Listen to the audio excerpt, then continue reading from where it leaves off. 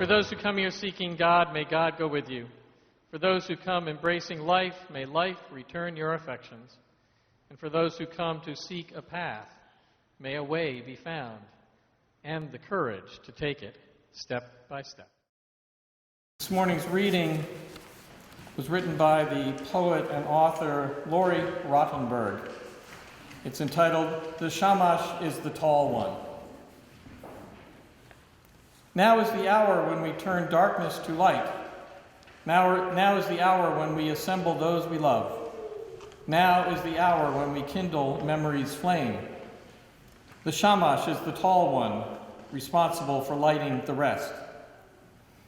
At first, these candles were oil, throwing shadows on ancient temple walls.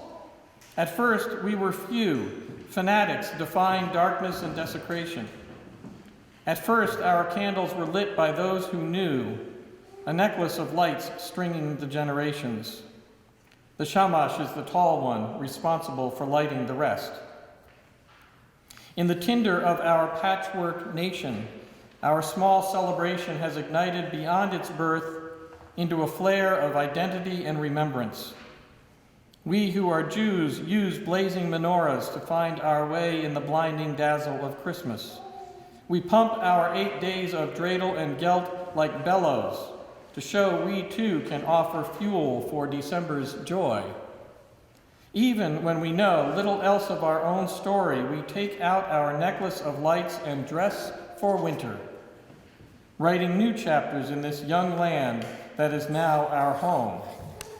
The Shamash is the tall one, responsible for lighting the rest. But even if you have no memories of beloved elders chanting in a guttural holy tongue while holding the Shamash aloft at dusk, the menorah compels us all to consider how centuries change stories, how celebrations reflect as much as preserve, and how we shape consecration of our own rituals. We can all remember that it takes only a candle to light the way for each other. It takes only a candle to gather us together. It takes only a candle to set alight the bonfire of memory. The Shamash is the tall one, responsible for lighting all the rest. Words of Lori Rottenberg. I had so been looking forward to preaching a nice little sermon about Hanukkah, about the tradition and how it sustains us, about the connection to history, about lights and darkness.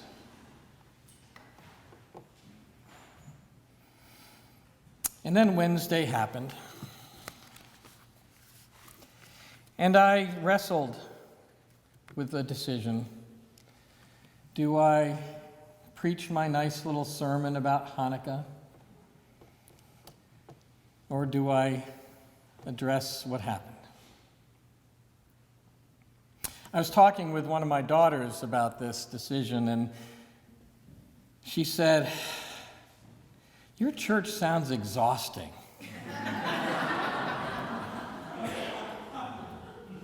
And I took that to heart, because I know that some of you have come today, maybe many of you, maybe most of you, for consolation, for comfort, for peace. But it's not our church that is exhausting. It is the world. It is the world. Perhaps you came today expecting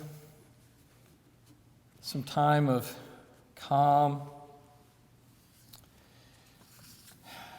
Our theme for the month, our spiritual theme, is expectation, and we published the title and topic of the service on Thursdays, and so you came expecting perhaps something different than what you're about to hear.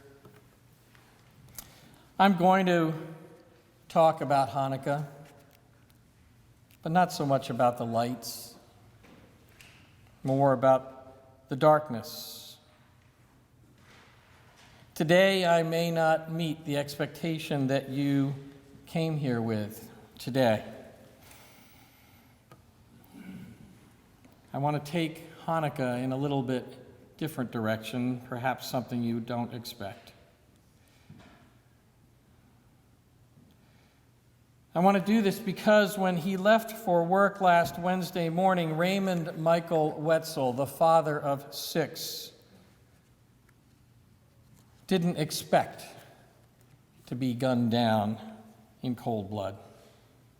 Because Benetta Bet Badal, who fled Iran when she was just 18 to escape Islamist extremism and the persecution of Christians, she was just looking forward to the holiday party at the Inland Center with her co-workers, and now she's dead. Because Aurora Godoy, who married her high school sweetheart and had a little girl just under 2 years old, will never celebrate another holiday with her family. And so today, we're going to look at Hanukkah in a different way, in a different light. And we're going to do that because our temple, our Holy of Holies, is under occupation. Our temple is being desecrated and defiled. Our temple has been ransacked and taken hostage. And it's time that we get all Macabean and get serious about taking it back. The temple I'm talking about is our freedom, our cherished right in a civil society to live free from fear, safe and secure. Our ability to pursue what the framers called the pursuit of life, liberty, and happiness. As I watched the horror unfold in San Bernardino live right before my eyes on television this week, I couldn't help but feel that the gun lobby has taken our entire nation hostage, and that in the name of freedom, it has wrested freedom out of our hands and made us anything but free. The glut of guns on our streets, particularly assault weapons, virtually unregulated and unrestrained, is an occupying army in this country. And if you want to brush this off by claiming that the shooters were radicalized Islamist terrorists and that this attack doesn't lay at the feet of the gun lobby, just look at the vote in Congress that was taken the day after this tragedy, when the Senate refused to restrict access to guns even to those who are currently on terrorist watch lists. Oh yes, the time has come to take the temple back. Perhaps you heard, like me, that gun sales immediately after the San Bernardino shootings skyrocketed, as they do after nearly every significant shooting.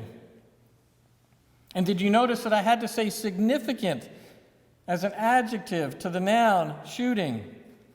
Mass shooting. That's because we have so many mass shootings in this country that we now have to differentiate between degrees.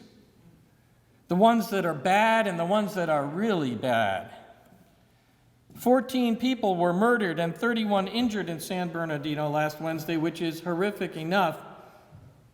But that wasn't even the only mass shooting that day. There was another in Savannah, Georgia, where 4 people were shot, 1 was killed. And I would say to you, it is a sad, sad day in our country when that didn't even make the news. You've probably heard the horrific statistic by now that we've had more than 1 mass shooting incident per day in the year 2015. For those of us who like to play the long odds of the lottery, the chances of hitting that jackpot are something like 1 in 300 million. The odds that we're going to die by a gunshot, just 1 in 25,000. And if you do the math, I did the math, That means that you are 12,000 times more likely to die from a gunshot in this country than you are to win the lottery. In a very real sense, every American, every day, you, me, our parents, our grandparents, our kids, our grandchildren, we are all being forced to play a giant game of Russian roulette every time we walk out the door to our homes. Media, Havertown, Swarthmore, Broomall, any of these could be the next San Bernardino.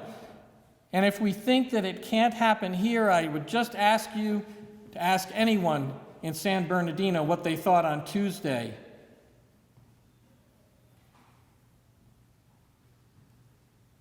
So let's go back to Hanukkah and look at what the Macabees did when their city and their temple were taken over. The Maccabees were rebels. They were zealots for their faith. And what did they do? They organized. They rebelled against the occupying army. At first, they won small skirmishes away from the city of Jerusalem. But then the armies that were fighting them were increased in size and power, and so they had some setbacks, but they persisted. They chipped away at the edges of the army. They gained small victories. They got closer and closer to the holy city of Jerusalem until finally they were able to vanquish their enemy and reclaim their temple.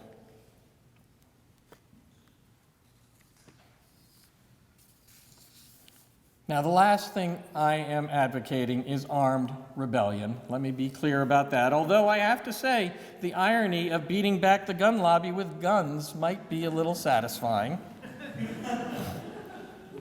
I've heard talk that everyone who is a progressive should join the NRA, and then we could change their policies. I don't know about that. But there are lots of ways that we can be like the Maccabees and begin to chip away at the power of the gun lobby. There are two very active groups in our area, Ceasefire PA and Heeding God's Call, that we could join and participate in. The Chester, Delaware County chapter of Heeding God's Call holds vigils twice a month outside of Miller's Sporting Goods in Linwood. Miller's is a notorious seller of guns to straw purchasers. Those straw purchasers then sell them on the street.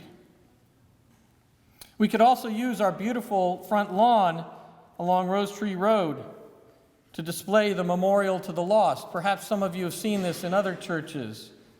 Heeding God's Call puts together this display of T-shirts with the names and the birth date and the death date of those in Delaware County who have been killed by guns in the past 5 years. There are 145 of them at last count. We could display those T-shirts, that memorial to the lost, on our front lawn and make a statement. And actually, Bet Austin, a member of our congregation, came to me about a month ago and proposed not only displaying those T-shirts, but organizing the communities of faith in media to participate jointly. And if working directly on issues of gun control isn't your thing, we can also lobby our representatives at the state and federal level to adequately fund and provide insurance for those who struggle with mental illness. And while this particular avenue may not seem like an obvious form of attack on the gun lobby, we can also deepen our commitment to overturning Citizens United. We have a group in this church who's been working on that. Citizens United unleashed the financial power of the NRA and other gun rights organizations to pour unlimited funds into political campaigns. And so if you don't think that vote last week was powered by the gun lobby, we know differently. Just one statistic I'll offer you here. Citizens United enabled the NRA to contribute more than $1.7 million to Pat Toomey's Senate campaign in 2010, and to spend more than $1 million in addition to that 1.7 to oppose Joe Sestak in that same race. And don't forget, we've got a major election coming up in 2016, canvassing for candidates who favor reasonable gun control. And taking back the elections from the gun lobby is one way that we can put our boots on the ground.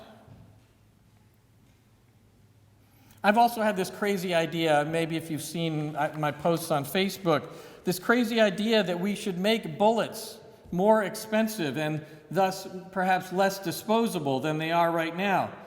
Right now, you can buy a bullet for an AR-15 assault rifle for about 41 cents. 41 cents for a bullet. My idea is if the price of bullets were raised to, say, $50 a bullet, a full clip for an assault rifle would cost about $1,500. Maybe gunmen wouldn't be so quick to empty a clip into a crowd. And then I thought, well, if we did that through a tax on bullets, you know, there are 10 billion bullets sold in America every year. If we put a tax on bullets, we could have plenty of money to fund medical research, treatment for those with mental illness, and improve everybody's quality of life. So these are just a few of the ways we can start to be more Maccabean and start to reclaim the temple of freedom for ourselves.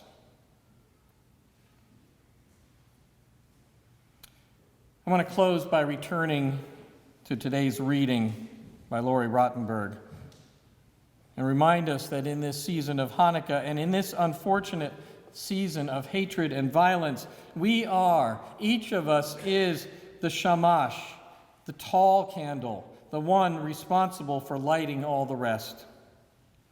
Now is the hour when we turn darkness to light, she writes. Now is the hour when we assemble those we love. Now is the hour when we kindle memory's flame. The shamash is the tall one, responsible for lighting the rest. Even if you have no memories of beloved elders chanting a guttural holy tongue while holding the shamash aloft at dusk, the menorah compels us all to consider how centuries change stories, and I would say how we can change stories. How celebrations reflect as much as preserve, and how we shape consecration of our own rituals. We can all remember that it takes only a candle to light the way for each other. It takes only a candle to gather us together. It takes only a candle to set alight the bonfire of memory, and I would say to reclaim the temple. The shamash is the tall one, responsible for lighting the rest. May it be so. Amen.